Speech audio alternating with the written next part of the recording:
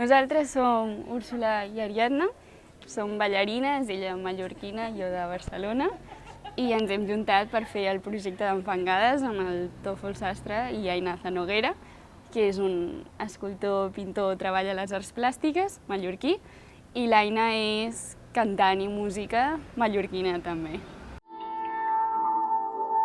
Venim d'estar en companyies, de moment joves.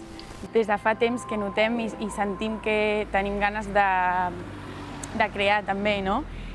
Estem en un procés de creació molt prematur i aquestes 2 setmanes hem estat gravant tots els experiments que fèiem. Hem fet moltes prova-error i hem treballat sobretot amb textures, no? amb com es modifica un material tan físic, no? com és el guix o el fang o la pintura també, a la pell, al cos, per moure'ns des d'un lloc diferent. Molts cops treballem amb l'imaginari, tant en improvisació com en coreografies, no? que tenen un imaginari, tota una història darrere, que no deixa de ser un imaginari. Volíem aprofitar aquest temps i aquest espai que hem tingut per dur a terme com un treball molt més tangible, molt més físic.